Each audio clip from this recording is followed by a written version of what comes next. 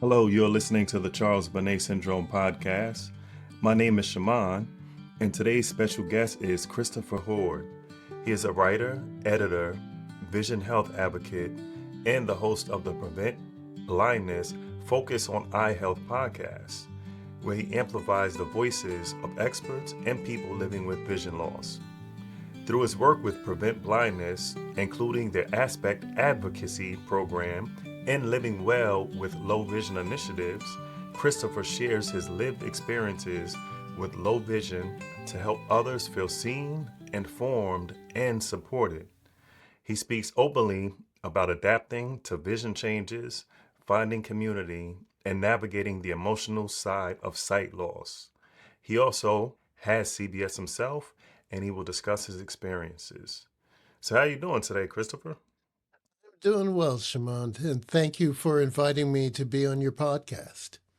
Oh, thanks so much. I'm so glad that you're here and you're doing so many things for the visually impaired community and even beyond. So I look forward to getting into all of that. Okay. So can you tell me a little bit about what eye condition you have? Okay. Yeah, that's a good place to start. I've had a few things that really I've had to deal with over the course of the years. Sadly, my eyesight has never really been good. But the main issue that I dealt with was glaucoma. And that came to a huge problem in 2021. As you know, we always talk about glaucoma as the silent thief. And looking back, I can see I'd lost some sight before then. But there was this brief period in 2021, in the beginning of the year, where there was a week where I pretty much just went blind. And ever since then, it's been learning how to live a new life. Wow. Okay. So would you consider yourself severely visually impaired before then? Because you said you never really had good eyesight, or was it kind of manageable with glasses, and then in 2021 you really got to the point where you had a severe impairment? Yeah, up until that point, it had all been stuff that was relatively conventional, could be managed with, thick glasses, that sort of thing. Stuff that fell within the boundaries of what people might consider normal. And yeah, it was just this brief period in 2021 where the vision, my ability to see just took a dive off the cliff. So I understand that you work with a few organizations. One of them is Prevent Blindness. Can you talk a little bit about that organization and about the podcast you have with them? Sure. The first thing I'd like to say for folks who are curious, the organization is Prevent Blindness. The podcast is called Focus on Eye Health Podcast, and it comes out monthly. I got involved in Prevent Blindness, I guess maybe it was around 2023 or 2024, a couple years back. And a counselor that I had mentioned their Aspect program to me and mentioned that it might be something I was interested in. And for your listeners who don't know, Aspect is a program Prevent Blindness runs, which basically helps train people how to use their own personal stories for advocacy, how to effectively tell a really compact story that reaches out to people, that can make an impact to people. And I participated in that and learned a lot. And then later that year, they had a program. They do this every couple of years where they bring in Aspect members from all over the country to go to Capitol Hill to lobby the representatives to help support bills that support eye care, especially eye care for children, important issues like that.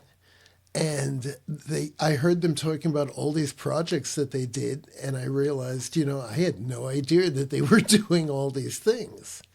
And once again, for people who don't know, and sorry if I'm rambling on a little, but Prevent Blindness is an organization that's been around more than 100 years at this point. Was literally begun by a group of nurses all around the United States to help spread information about one particular medical cure that helped prevent blindness in infants.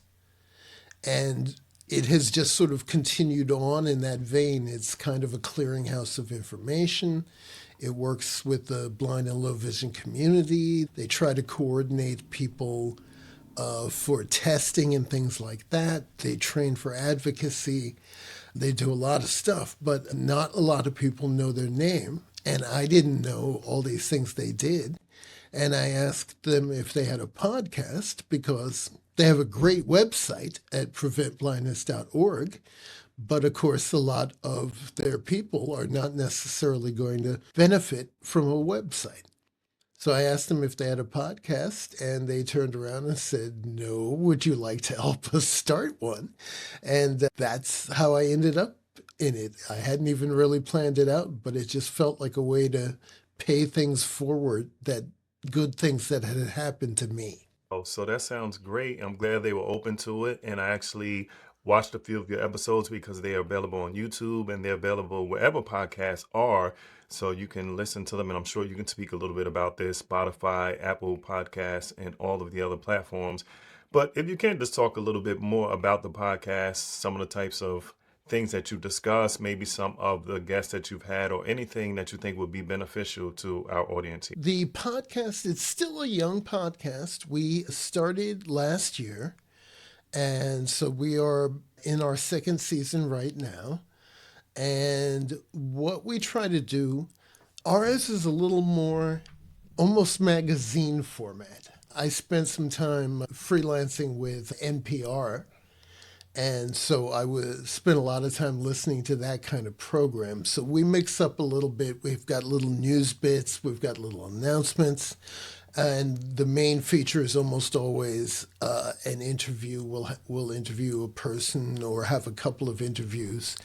And there we mix it up. We like to get people from the blind and low vision community talking about things that they do in the community, because I think it's very important for people to hear the positive stories about how much blind and low vision people can accomplish.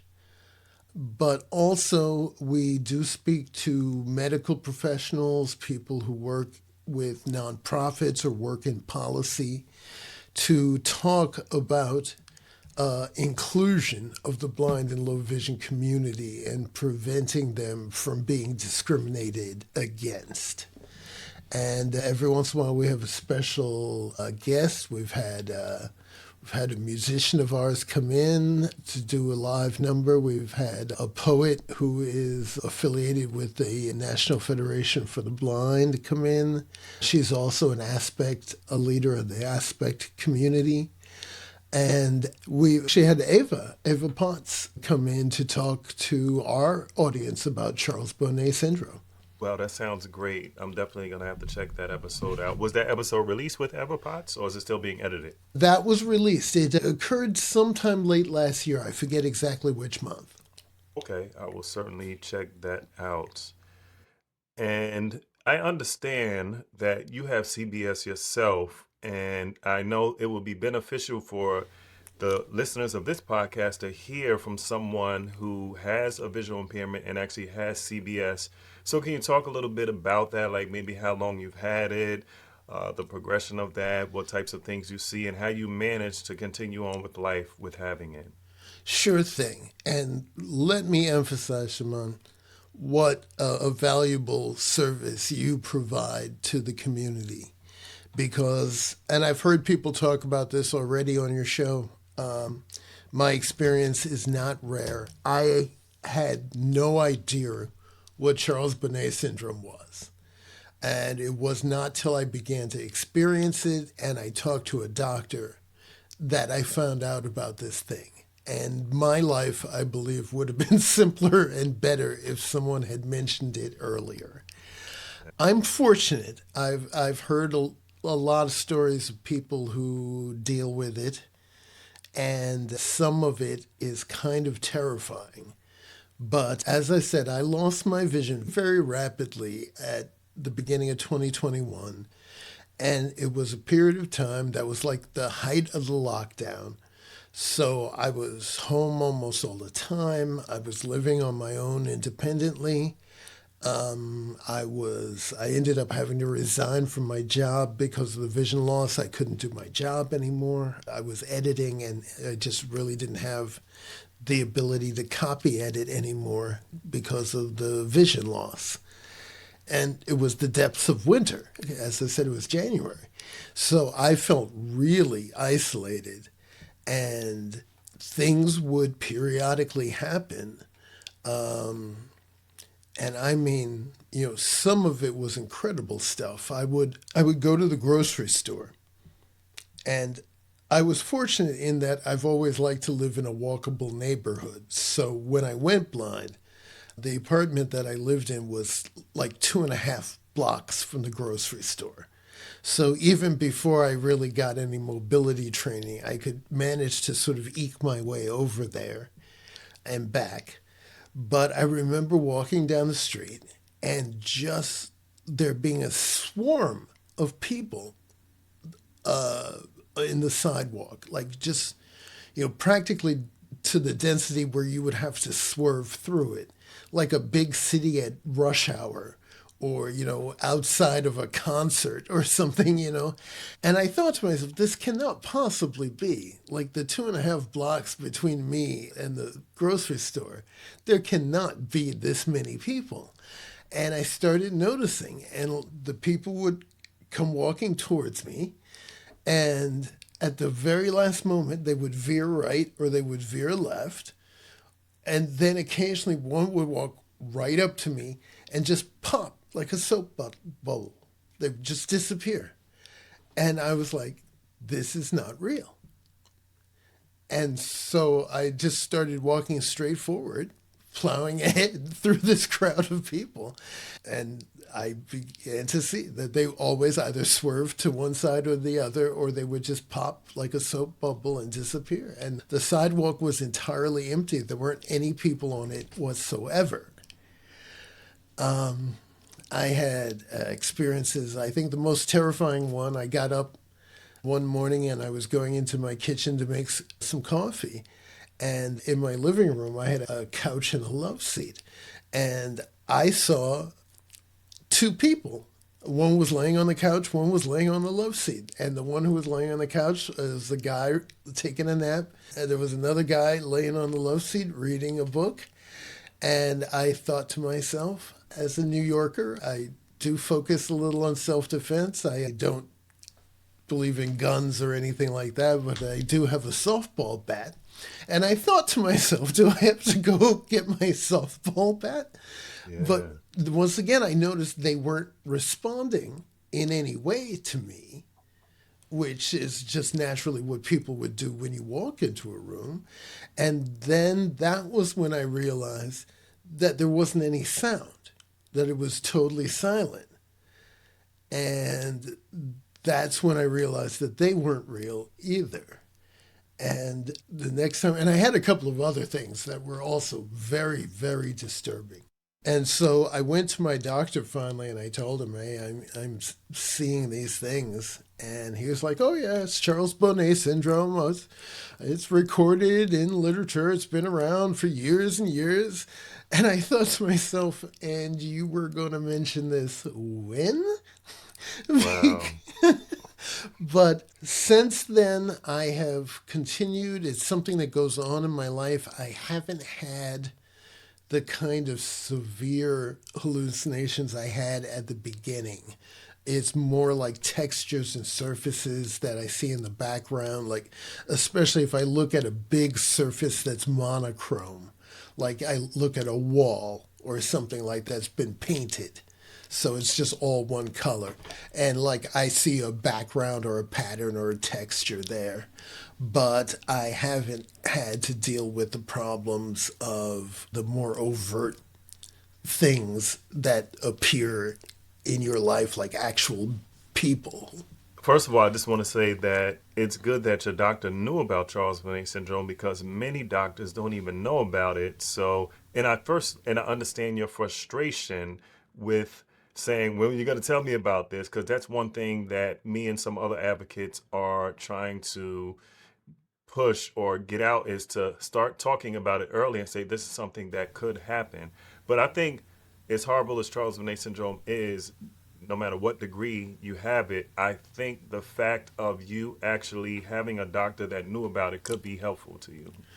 Oh, yes, yes, because as I said, the first few incidents I had were really severe. And I think, number one, learning what it was and that it was a real thing, that it was, in a sense of the word, a normal thing, helped reduce the stress.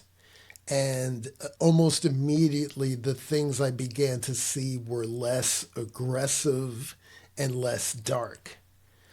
And I also have to say, I'm just going to throw this out here. I hope you don't mind. And I don't say it to people like they should do it. You know, I'm not some huckster selling things.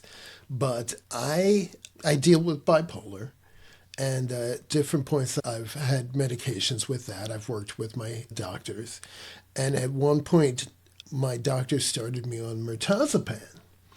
And only later, I happened to be looking the medication up for some reason, and I found that it is mentioned as something that is sometimes used as a treatment for people with CBS. And because it was not something that anyone mentioned to me or wasn't a connection that I was looking for, I don't know how much that helped with improvement. But I think it probably did. But I know for a fact that just having the doctor be able to tell me what it was, and me being able to go home and jump on Wikipedia and just find out some basic information, definitely improved the situation. And I will say also, thank you for mentioning that. And I don't mind you mentioning your experiences, including medicine you've taken or research, because I'm not a doctor and you're not, and you use that disclaimer.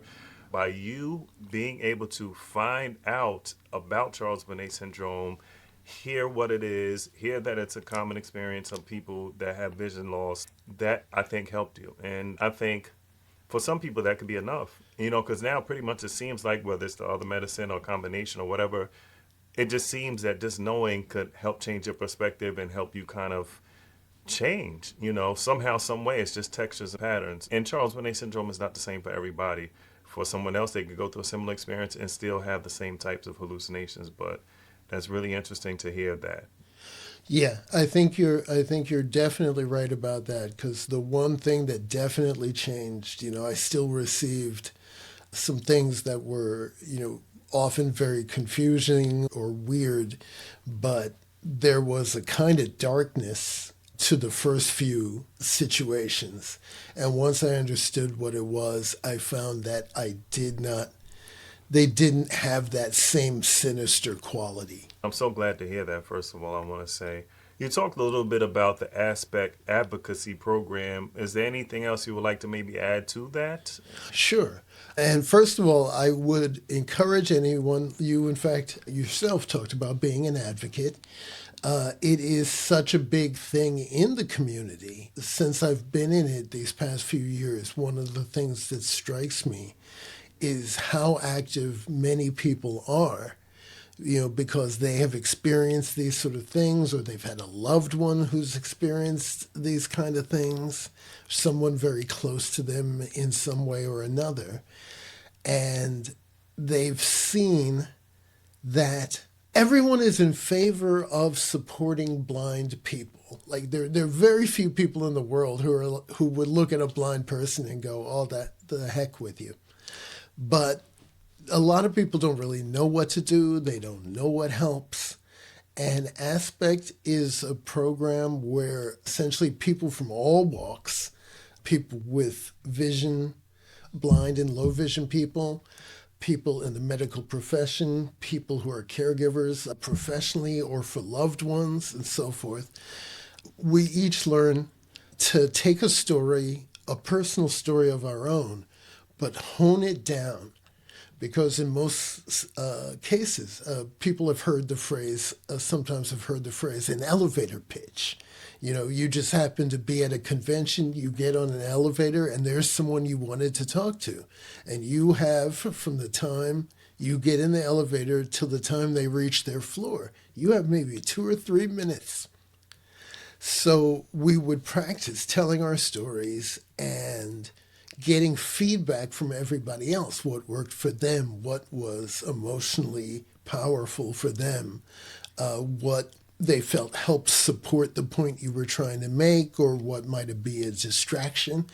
And we all kind of honed these stories and learned how to use them so that when we went to the state legislature, to talk about, whether the open discussion period on some bill that was up for a vote, or going to a representative's office, or writing a letter to a government agency for some program that you want to support or that you'd like to see, to do this in a compact way, because it's very easy when you're talking about something that's you're passionate about to just keep going.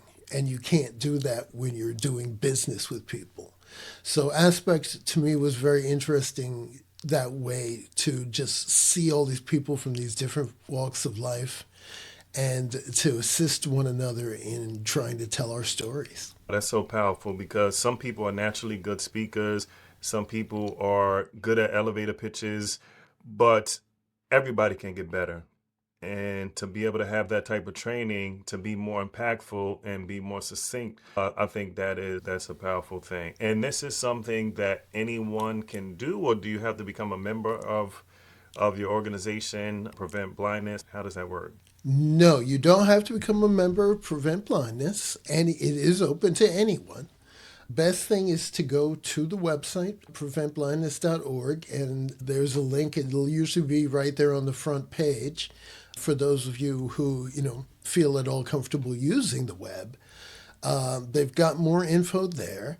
What they do is usually they will form a class like once or twice a year, and they're online, so people from all over the country can participate.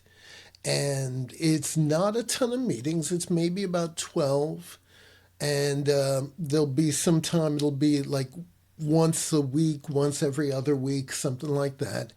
And we all gather together for a big meeting. There are other voluntary ones for people who want to go, but you basically just have to try to go to most of those meetings.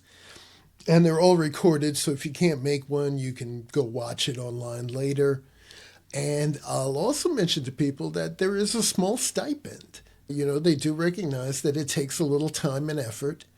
Even people who want to be advocates and want to learn about advocacy, it still takes a little time and effort to go through any course. But yeah, there's no special membership that needs to be involved. We just ask that you be serious about it. And that, we're primarily looking for people, as we said, who are in the blind and low vision community, who are caregivers, who work with not-for-profits, who are medical professionals, things like that. If you're involved in the community in any serious way and you're interested, I really recommend you take a look at the website, get some more information. It might be a good thing for you. And can these skills be used for pitching different types of things, or are they focused like on specific things that they want you to kind of, maybe in the first 2 classes, you're going to focus on sharing how you became blind, and then your second 2, how being blind is a challenge in the community or something? Is it like that, or is it like just the general stuff that you can use in general? It picks a sort of target to just give you something to focus on. As I mentioned, they do this thing in Washington where they go to the representatives' offices and talk to them about some bills. But also they have people, we ask the people, at least in the class I was in, people volunteered of particular interests that they had, things that they particularly were looking to support or work on, because most of us were involved in certain programs or another. And we would help people focus on those things. But the skills are very transferable, and they've something, as I said, in the maybe 2 years since I was out of it, I fall back on the training all the time when I go to conventions, when I go to other meetings and stuff like that, and I have to talk to people and be efficient in what I say and express myself quickly, but try to make a point. I fall back a lot on the work that I did in that class. So, one thing that was interesting that stood out to me that you talked about earlier is people, and I'm paraphrasing this, people that actually have a visual impairment, realizing and knowing that they can accomplish so much and do so much even with their visual impairment, and people that are caregivers or maybe not have a visual impairment to understand that people with a visual impairment can contribute so much to society, to community. Now, one thing that I know you do, you are a musician, and you even mentioned that you are going to be releasing some music soon. So, can you talk a little bit about that experience, how long you've been a musician, what it's like being a musician with a visual impairment, and what types of music you make, and what are you going to release? Sure thing, and thank you for asking. Yeah, I think, well, especially to get back to the beginning of what you were saying about community and blind and low vision people doing so many things. When I went blind, as I said, it was very quick. I lived alone. It was height of lockdown. It was winter. I was very isolated for a period of time, and I was afraid my life was over. As I said, I also, I knew I couldn't do the kind of editing that I used to do because my ability to just read I could read a bit, but it was very compromised. And one of the things that helped keep me from despair is the fact that I've always done music. And I knew that was a field where being blind definitely does not prevent you from having success.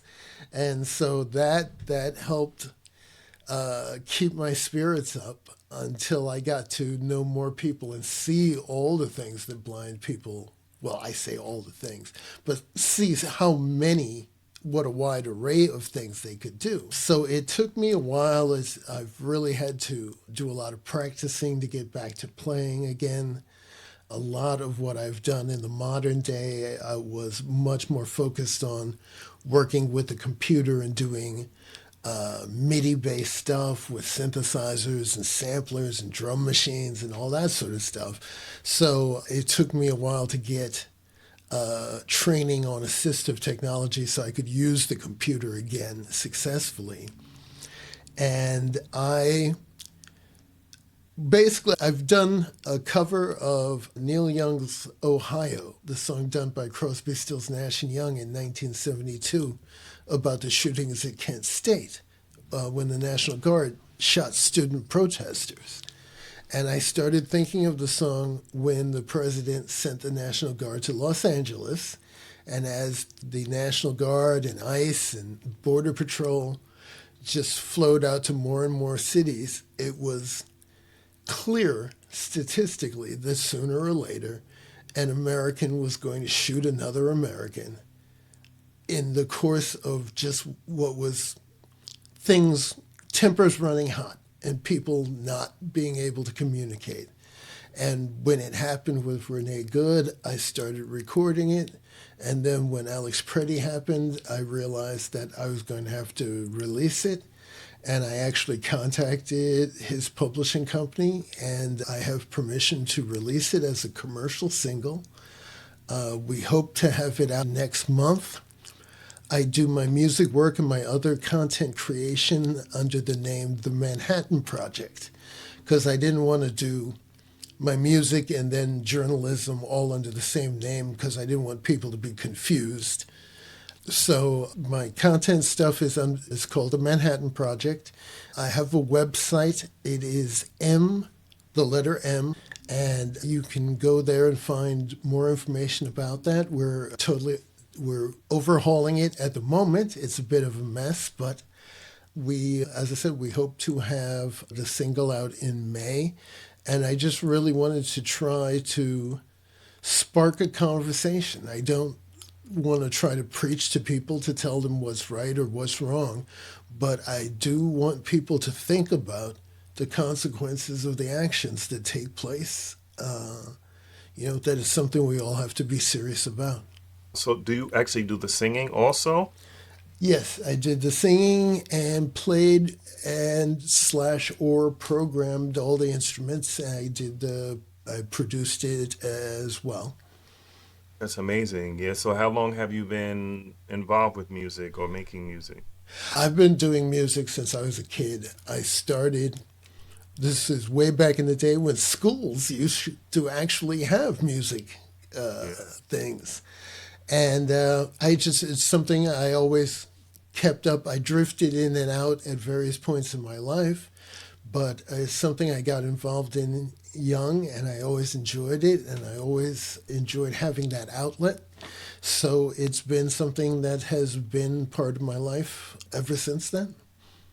That's amazing. When you have a skill, you can put it to the side, but it can stay with you once you learn it. It's just there. And music is takes so much. I mean, it's a gift, but still you have to hone that gift. So just the ability to just be able to do it is an amazing thing, and to do it better and to do all of the stuff. That's impressive. You did all the programming, the singing, and that is really amazing. So I look forward to hearing it. Do you know when you may release it and how people can possibly listen to it, or is that coming later? I don't know exactly on the release. We are in the process. It's recorded, it's mixed, we're mastering it now. So we're going to be submitting it to digital distribution platforms. I would imagine probably no later than next week. But it takes a little while for it to get into the system. But once it is, you'll be able to either stream or purchase through any of the major digital platforms, Apple or Amazon, Spotify, YouTube. I'll be on all of them, and you'll be able to find it under my name. It'll actually, on the services, it will be under my name, Christopher Hord. And as I said, if you check m-project.net, we will put more information about that. But you can check it out at any of your streaming services, Pandora, whatever. It's amazing. Yeah, I look forward to that. And I'll put a link to the website inside of the show notes so people can definitely find that. I was doing a little research about you, and I understand that you actually help people adjust to vision loss. So can you talk about how you help people? And I know everybody's different. Or what are some of the tactics you use, or how you help people adjust to vision changes and vision loss? Sure. And I mean, I don't want to oversell myself in that realm because I mean, there are a lot of people out there doing serious stuff. They've got degrees and certifications and things like that. And it's not the case with me. I just try to be active in my community. As I said, I took part in this aspect program. I took part in the Eyes on Capitol Hill thing. We were supporting, there's a bill called the EDVI Act, EDVI, and it's about doing vision testing for infants. There is already a national program that supports hearing tests for infants, but there's nothing for vision. And anyone who deals with child development knows that early finding out that a child has issues with hearing or vision early can make a huge difference. So I did that, and I do things like I participate in a support group that's focused mostly on older guys because a lot of us were raised with the sort of thing that real men don't ask for help and they're super competent and they can do everything. And, there are days like I can't even finish grocery shopping on my own. I'm standing there in front of 100 varieties of Campbell's soup trying to find the one kind that I want. And, I just have to turn to somebody and be like, hey, could you help me find minestrone, please? You have to ask for help. And I am also involved. Some friends of mine started up a thing they call the Eyes of Wisdom, I believe is the title for it. I think they can be found online. But that is a Buddhist meditation group for blind and low vision people. I actually did a story with one of those people, a guy named Eric Cooley, I believe, or I forget. But that was last season as well. And he talked a lot about mindfulness and how powerful it can be for blind and low vision folks. And of course, the podcast itself, we try to get a lot of stories out there about blind and low vision people who are doing things to just give a positive, uplifting stories to the community for people, especially like me, who were newly blind and are just really wondering, what am I even going to do with my life at this point? And, I feel the more that we can reach out to people, just the better off we all are. That sounds great. Yeah, that really sounds great. I'm curious, how much vision do you have left? Because it seems like you have some vision still left. Is that true, or is it total blackness? No, I definitely do have, I'm kind of lucky, really. I have a decent amount of usable vision. I certainly fall in the category of legally blind, and I've lost the vision in my right eye entirely, which also contributes to the being legally blind. But the left eye does actually give me a fair amount of usable information. So I am what many people in the community refer to as a cheater, because I definitely do still rely on vision for a certain amount of things. That's really a good thing. I was just thinking about what I heard when people have Charles Bonnet syndrome and they have some vision. It's a little more difficult or challenging because they don't know like what's real and what's the Charles Bonnet syndrome. Although the Charles Bonnet syndrome is going to be crystal clear because it's being generated by your mind. And if you have severe vision loss in one or both eyes, then it's not going to be as clear. But it still is frustrating when you can tell that there's a wall in front of you, but then you see spiders and snakes on it and things like that, as opposed to someone that is completely blind. When you see anything, it has to be Charles Bonnet because it's all black. So that's one thing that stood out during my interviews. That is interesting, something I had not thought of that. But yeah, it's definitely, I did have some circumstances early on. Like, one thing, I'm a bit of a tech fan.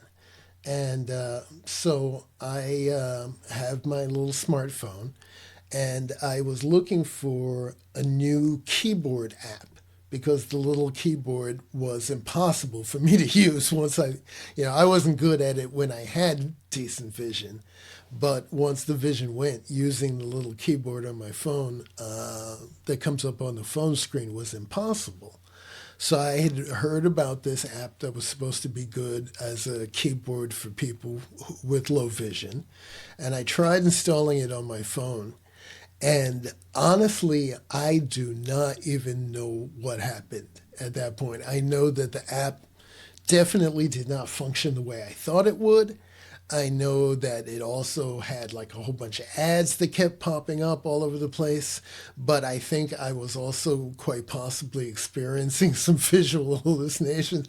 But like, I literally had no capability to use my phone after I changed this one app and changed the keyboard. And I will never actually know what was actually a problem with the app and what was a problem with me. But I had to just factory reset the phone because I could not even use it anymore. So Wow. so yeah, it can be difficult to not always know what you can rely on when you see things. Thanks for sharing that story. I'm sure there's other people that could identify to that. One thing that comes to my mind now is everybody has a different way of grieving. And one thing Eva Potts always says is when you lose your vision, although she has sight, she says when you lose your vision, it's a bit of a grieving process and everybody's different. Some people deal with it, some people don't. But if someone's listening to this podcast and they recently lost their vision, or maybe they never even dealt with it and it's just something hanging over their head, what kind of words of wisdom or things would you maybe share with them to help be able to deal with their new reality? I think the only thing that I would say to anyone who's experiencing it is you've got to try to flow with it at first and definitely not give in to fear, because it really can feel like, there's going to be limitations on things you can do that weren't there before. And depending on how much vision you've lost, just your ability to get around your own home or something like that is going to be challenging and actually fraught with hazards. And it's easy to kind of freeze up when you get scared. But the one thing I've learned now that I've seen so many people do so many things is that it is possible to do all manner of things, if it's really important to you. But it's going to take a process. It is going to take some time. You are going to have to learn new things. You're going to have to let go of some of your old habits and the ways you used to do things. And that's difficult. Like you said, there's a grieving process, and that's part of what you grieve is you give up.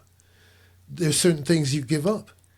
But if you can make that transition, when you come out the other side, the whole world is still right there waiting for you. Wow, that's amazing. So I saw a picture of you with a seeing eye cane.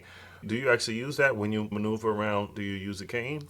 Yes, I primarily do. In fact, I've heard some people on your program talking about it, and it's one that comes up on my podcast as well. At very first, I was totally reluctant and would not use it. I was born and raised in New York, and there's just an attitude there where I don't want to make it sound negative for people who have never experienced that sort of thing, but there's a kind of hierarchy of vulnerability.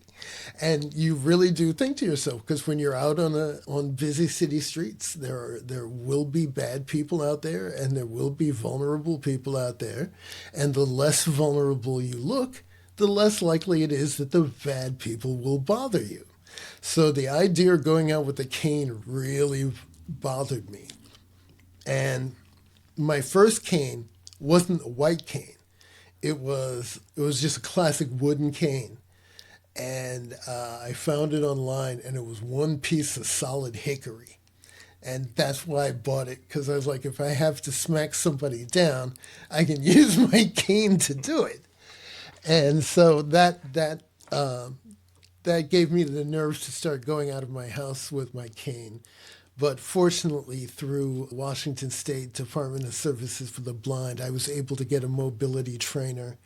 And once she taught me how to do constant contact method, where you just sweep it back and forth ahead of you, it just made me feel so much safer walking around that, except for little things, like I live in an apartment building, so I go out to the garbage and take my garbage out without the cane, or go out to the courtyard if the weather's nice.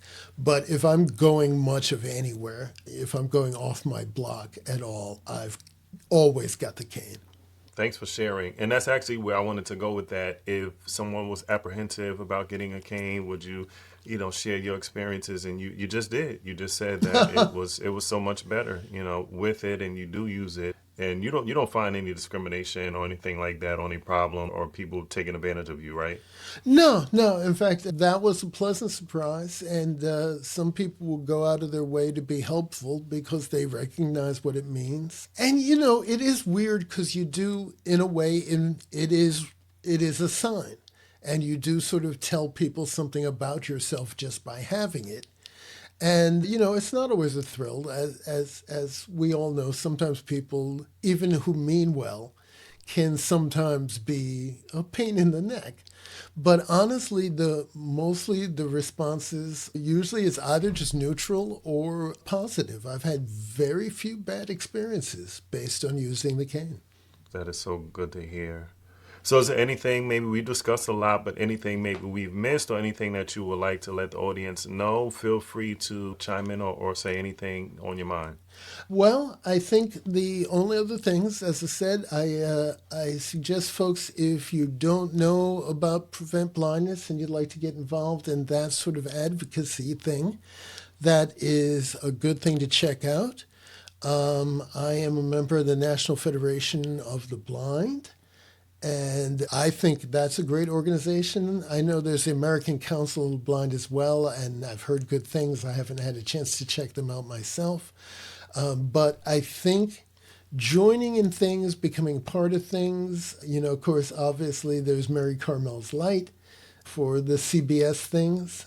But I think getting involved in things, because what happened with me, because of those circumstances that I mentioned, about the first 6 months of my life, I never met another blind person. It wasn't until I began to talk to other people and meet other people that it began to expand my point of view. But I think it probably is a good idea for folks, if you feel like you have the time, the patience, a little time, a little patience, a little enthusiasm, whatever, to get involved in something and help become part of something bigger. And you'll find that people will pay things forward to you. And then, like in my situation, I just view myself as paying things forward for all the other people who come after me. Thank you so much for saying that. I think that's so important. And sometimes when you are helping other people, you don't think about your own situation as much, or you feel better just for the fact that you are helping. And sometimes we don't feel like we have something to offer, but we have more to offer than we realize. So everybody listening to this podcast, no matter what your situation is, especially if you have CBS and you can share and become an advocate, and don't get scared of talking about that, or any of these organizations you're talking about with the blind and low vision community. So thanks for saying that. No, you're welcome. And once again, thanks for the work that you do. I appreciate that. Thanks so much. And I'll keep at it. And I know you're going to keep at it. And I look forward to listening and watching your podcast some more. And yeah, if there's anyone listening that wants to share their story about Charles Bonnet Syndrome, feel free to definitely reach out. And the website is cbsyndromepodcast.com. You can definitely find a way to contact me there. And if anybody wants to contact you, Chris, how can they contact you? Best way to contact me probably will be, I would actually say, to go to the m-project.net site. There'll be a contact form on there. It's probably the simplest thing. Otherwise, you can try reaching out to me through, say, Prevent Blindness or something like that. That sounds good, and I'm sure some people will reach out for various different reasons. And this has been great, so I appreciate the time. Thanks again for all that you're doing. And definitely let me know when your music comes out, and I'll definitely put like a link. I'll put your website in there, and people will be able to find out when your music comes out and other things that you're doing. So thanks again, and have a great one. You too. Thanks for listening. If you enjoy the show, subscribe and rate the podcast. It makes a difference.